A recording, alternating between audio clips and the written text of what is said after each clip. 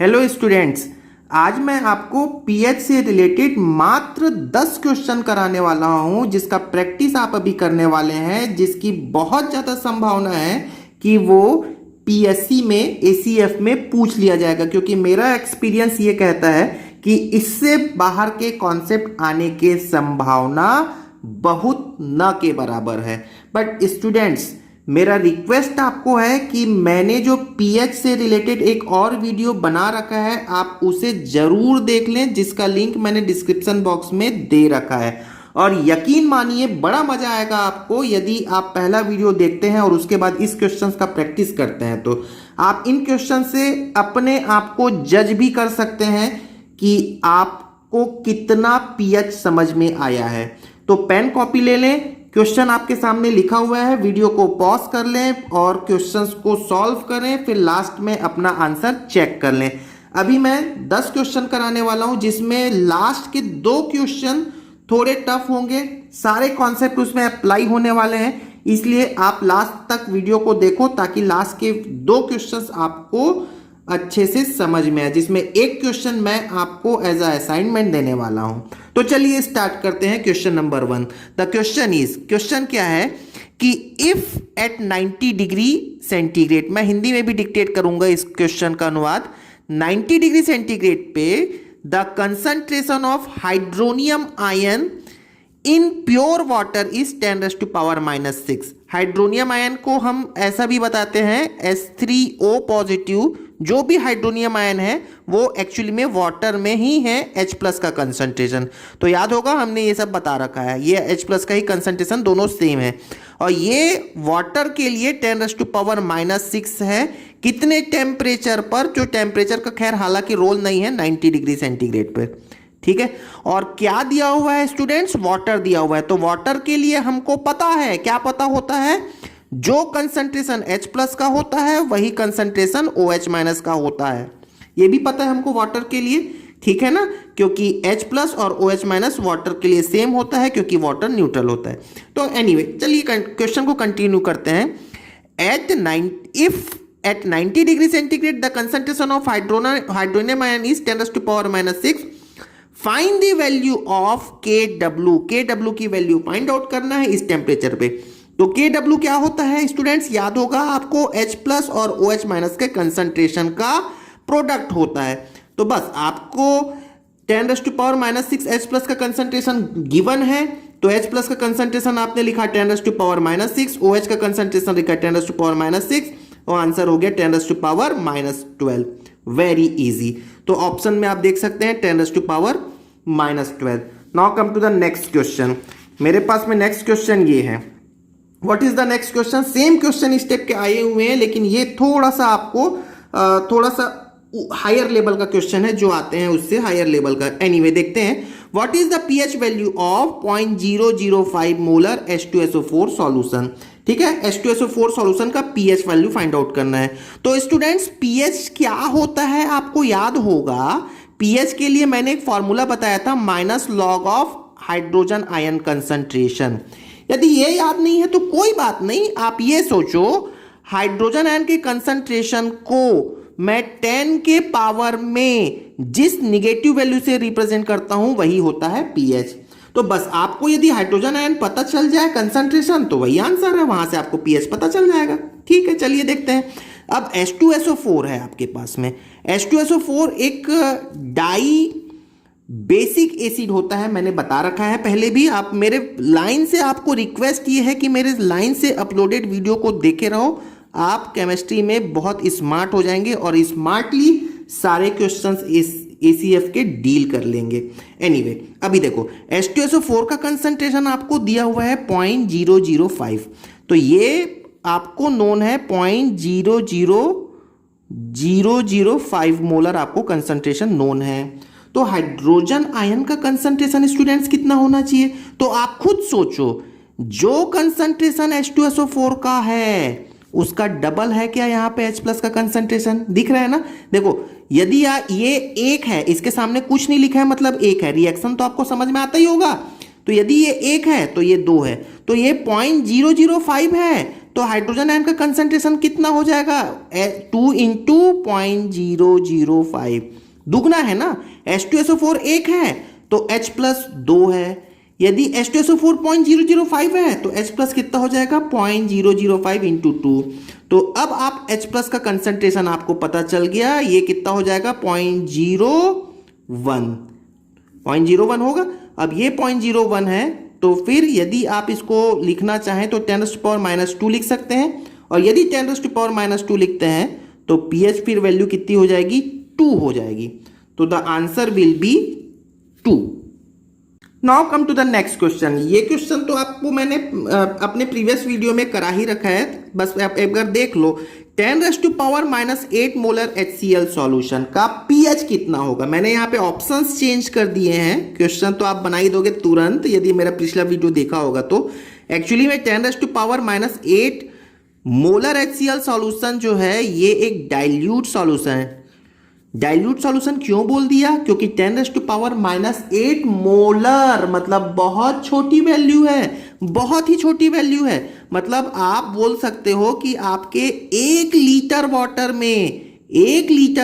में HCl के कितने मोल्स हैं? 10⁻8 मोल्स है। मतलब बहुत बहुत ही डाइल्यूट सॉल्यूशन है। खैर, उससे भी हमको मतलब नहीं है। HCl तो पता ही होगा। HCl क्या होता है स्टूडेंट्स? एसिड होता है, और एसिड का pH कितना होता है? 7 से कम होता है। तो क्या इसका pH 8 होगा? नहीं होगा। क्या इसका 7 होगा? नहीं होगा। क्या इसका pH 7 और 8 के बीच होगा? नहीं होगा। 7 और 8 से के बीच मतलब 7 से बड़ा हो गया, तो पॉसिबल ही नहीं है। तो डेफिनेटली इसका pH कितना हो जाएगा? In between 6 to 7। ठीक है, चलिए नेक्स्ट क्वेश्चन देखिएगा। नेक्स्ट क्वेश्चन भी बहुत इंपॉर्टेंट है और सेम टाइप के क्वेश्चन आए हुए थे आपके उसमें। मैं आपको बताता हूं क्वेश्चन क्या आया था। पहले इस क्वेश्चन को देख लेते हैं। Hydrolysis of NH4Cl।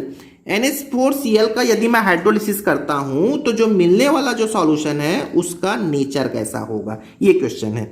तो एक्चुअली में NH4Cl को आप हाइड्रोलिसिस करें, मतलब इसमें वाटर डाल दो। NH4Cl में आप क्या कर दें?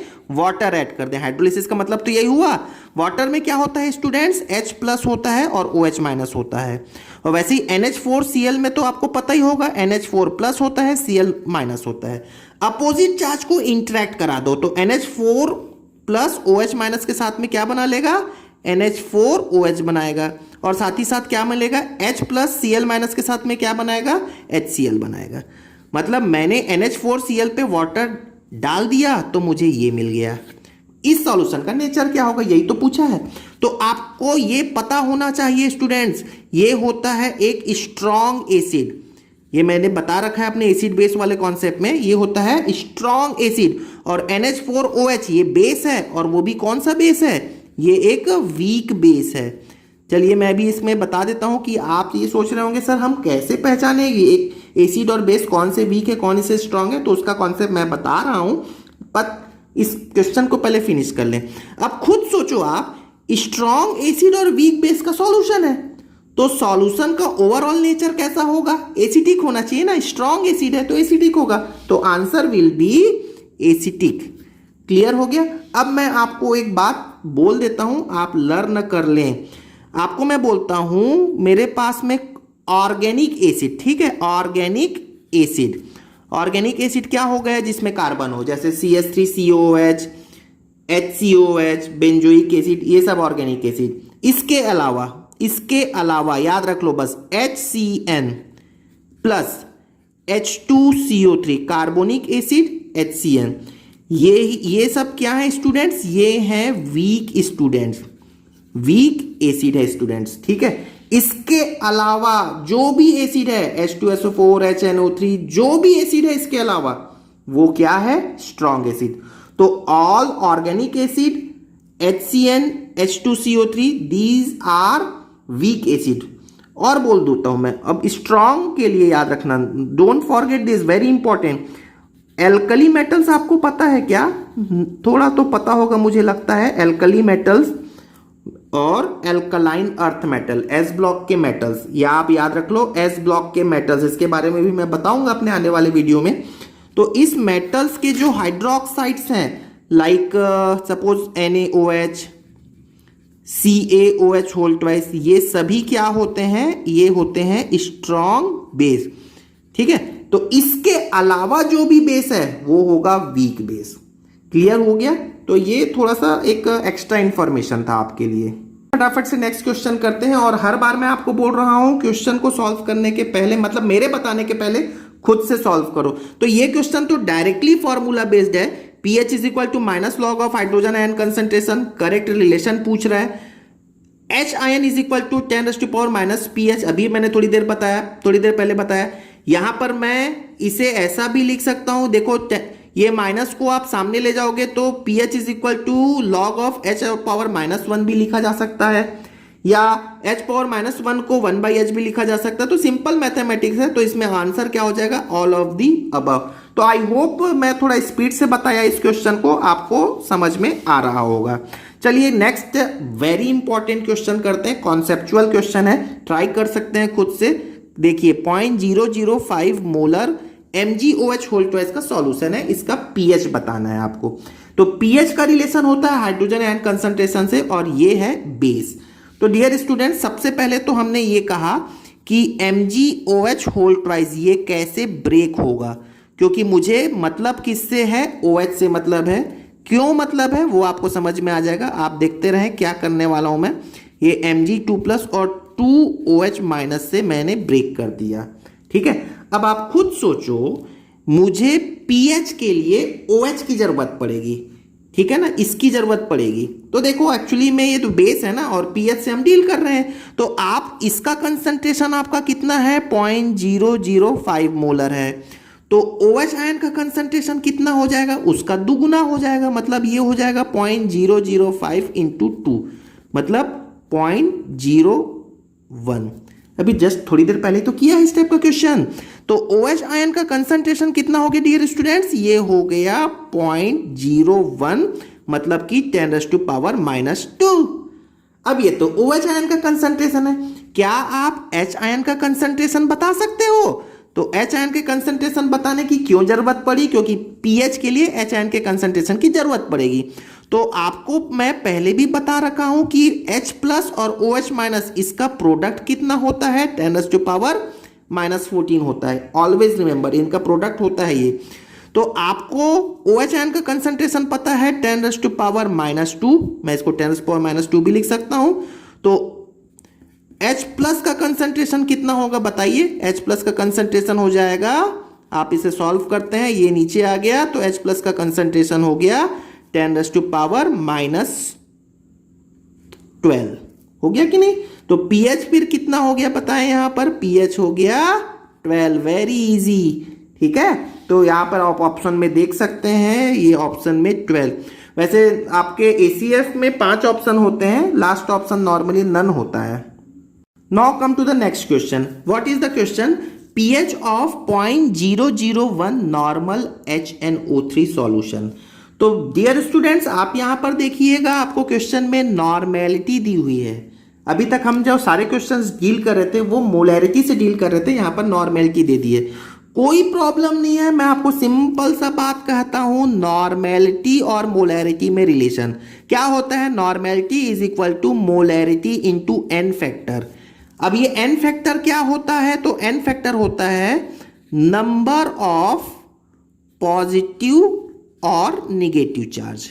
बस आप ये समझ लो, ये बहुत इंपॉर्टेंट रिलेशन है नॉर्मेलिटी और मोलैरिटी में। तो आपको यदि किसी क्वेश्चन में नॉर्मेलिटी गिवन है तो आप मोलैरिटी में उसको कन्वर्ट कर दो, फिर आपका आंसर आ गया। ठीक है, तो सबसे पहले हम देखते हैं HNO3 के लिए ये स्मॉल n की वैल्यू क्या होगी, जिसको हम n फैक्टर बोलते हैं। तो n फैक्टर मतलब ये ब्रेक कैसे होगा, आप देख लो, H+ और NO3- में ब्रेक होगा। मतलब इसमें पॉजिटिव चार्ज कितना है, +1, निगेटिव चार्ज कितना है, -1। तो n फैक्टर कितना हो गया, 1। मतलब नॉर्मेलिटी और मोलैरिटी दोनों सेम हो गए। यदि मैं n की वैल्यू 1 पुट अप करता हूं तो 0.001 नॉर्मल, देखो 0.001 नॉर्मल HNO3, यही क्या हो जाएगा 0.001 मोलर HNO3। ठीक है, मतलब या तो फिर मैं इसको ऐसा भी तो बोल सकता हूं, दिस इज 10⁻³ मोलर HNO3। अब HNO3 का यदि कंसंट्रेशन 10⁻³ है, मतलब जो कंसंट्रेशन इसका है वही कंसंट्रेशन इसका होगा। क्यों? क्योंकि यहां पर कोफिशिएंट कितना है, कुछ नहीं लिखा है, मतलब 1 है। यहां कोफिशिएंट कितना है, कुछ नहीं लिखा है, मतलब 1 है। तो दोनों का कोफिशिएंट क्या है, सेम है। तो दोनों का कोफिशिएंट सेम है, तो H प्लस का कंसंट्रेशन भी कितना हो जाएगा, 10⁻³ तो फिर pH कितना हो गया बताइए। pH के लिए तो सोचने की जरूरत ही नहीं है सर, 3 होगा। अरे वाह, बहुत आसान। ठीक है, मजा आ रहा है, बिल्कुल आनंद से बनाइए क्वेश्चन, आपको बहुत आसानी के साथ में समझ में आएगा। चलिए नेक्स्ट क्वेश्चन देखते हैं। बहुत इंपॉर्टेंट, बहुत अच्छा, बेस को लेकर ये बात कही गई है, इसका पीएच कैसे निकाले, और यहां पर अगेन नॉर्मेलिटी दिया हुआ है। तो फिर से वही बात कर लेते हैं। सबसे पहले मैंने देखा नॉर्मेलिटी और मोलैरिटी में रिलेशन, और उस रिलेशन के लिए मुझे n फैक्टर की जरूरत पड़ेगी। n फैक्टर आप देख सकते हैं यहां पर Ca2+ और 2OH-। तो n फैक्टर कितना होगा बोलिए, तो n फैक्टर हो जाएगा यहां पर 2। कैसे, पॉजिटिव चार्ज में +2 है, या यहां पर बोल सकते हैं -1 दो बार है कि नहीं है, तो n की वैल्यू हो गई 2। मतलब मैं यहां पर normality is equal to molarity का फॉर्मूला अप्लाई करूं इनटू n फैक्टर की वैल्यू हो गई 2। ठीक है, तो मोलैरिटी कितनी हो जाएगी, नॉर्मेलिटी डिवाइडेड बाय 2। नॉर्मेलिटी आपको कितना गिवन है इस क्वेश्चन में, 0.001/2। ठीक है, क्या आपका क्वेश्चन सॉल्व हो गया? नहीं, अभी तो आपको क्या फाइंड आउट करना है, पीएच फाइंड आउट करना है। पीएच के लिए अब क्या करें, हमारा पिछले क्वेश्चन में कन्वर्ट हो गया। अभी आप देखो, जो कंसंट्रेशन CaOH का है उसका डबल होगा OH आयन का कंसंट्रेशन। तो CaOH का कंसंट्रेशन आपको कितना गिवन है, 0.001 है। तो OH आयन का कंसंट्रेशन कितना होगा, जस्ट इसका डबल हो जाएगा, मतलब 2 × 0.001 हो जाएगा। तो ये OH आयन का कंसंट्रेशन कितना हो गया, 2 × 0.001 मोलर हो गया। ओ सॉरी, यहां पर हमने एक गलती कर दी, आपने तो अब इसको मोलैरिटी में कन्वर्ट कर दिया ना, तो ये मोलैरिटी कितनी हो गई, ये हो गया। तो यहां पर भी मोलैरिटी कितनी हो जाएगी, इतनी हो गई। तो ये 2 से 2 कैंसिल हो गया। तो अल्टीमेटली OH आयन का कंसंट्रेशन कितना हो गया डियर स्टूडेंट्स, ये हो गया 0.001, मतलब ये हो गया 10⁻³ मतलब OH आयन का कंसंट्रेशन 10⁻³ है। तो H प्लस का कंसंट्रेशन कितना होगा, तो ये रिलेशन तो मुझे पता है कितना होता है, 10⁻14 होता है। तो H प्लस का कंसंट्रेशन कितना हो गया आप बताएं, तो ये हो गया 10⁻14 divided by 10⁻³ is equal to 10⁻11। तो pH कितना हो गया, pH हो गया 11। थोड़ा फास्ट बता रहा हूं, फास्ट चलना होगा आपको यदि आगे बढ़ना है। तो मैं एक बार यहां पर फिर से बोल देता हूं, छोटा सा मिस्टेक हो गया था इसलिए मैं फिर दोबारा से बोल देता हूं।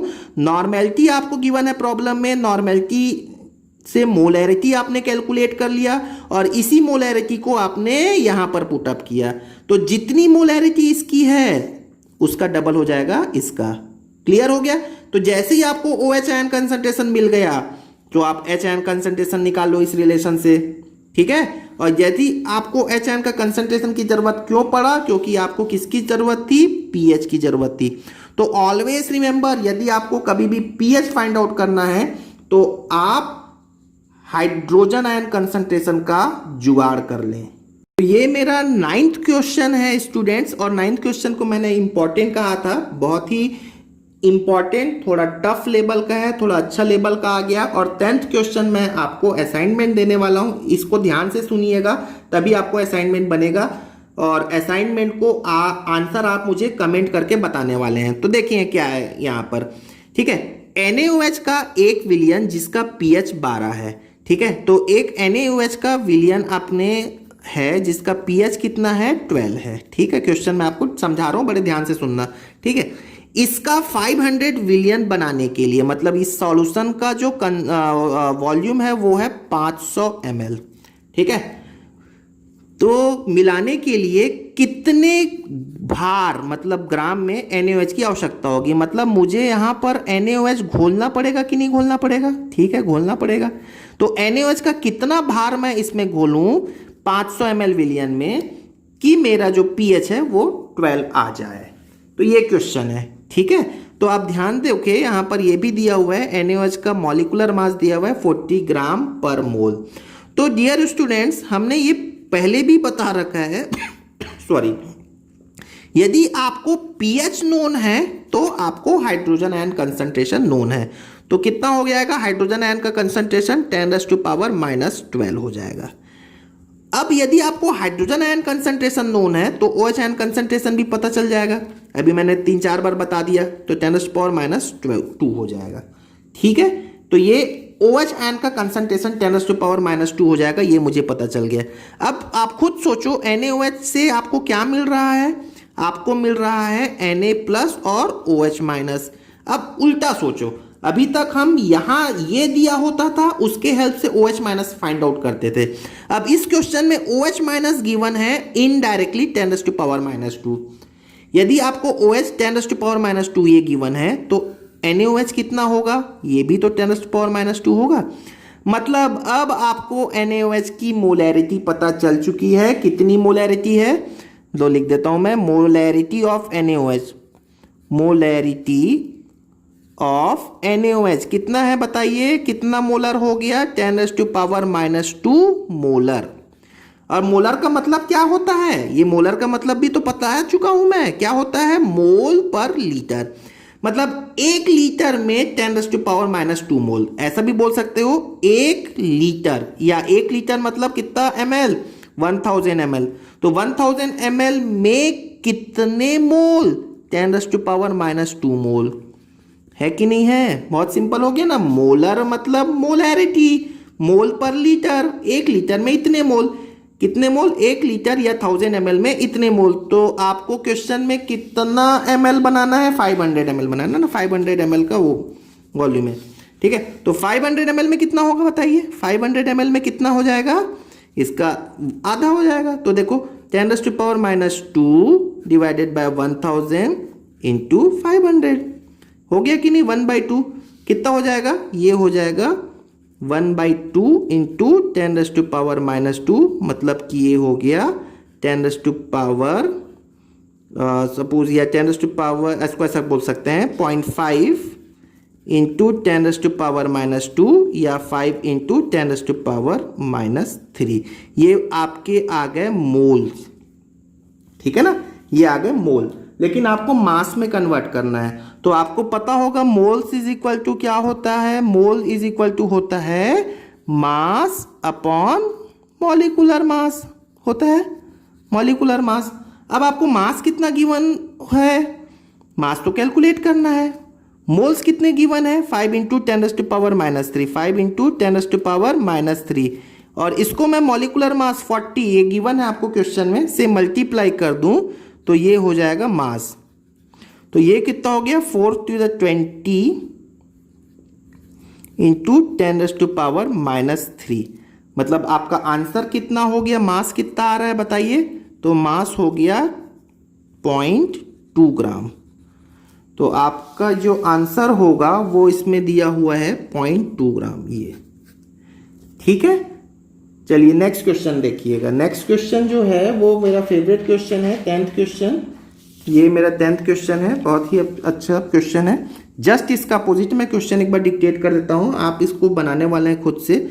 4 ग्राम ऑफ NaOH, जस्ट उल्टा क्वेश्चन है, 4 ग्राम NaOH दिया हुआ है। इसमें इसके पहले क्वेश्चन में तो NaOH का मास कैलकुलेट करना था, इसमें मास गिवन है, वॉल्यूम गिवन है, और यदि 4 ग्राम को 1000 ml या 1 लीटर सॉल्यूशन बनाते हैं तो उसका pH कितना होगा। तो इसका आंसर आप कैलकुलेट करें खुद से और मुझे कमेंट करके बताने वाले हैं। तो आई होप आपको सारी बातें समझ में आ गई होंगी, और यदि आपको वीडियो पसंद आया हो तो ज़रूर इसे लाइक करें, सब्सक्राइब कर लें। Thank you very much.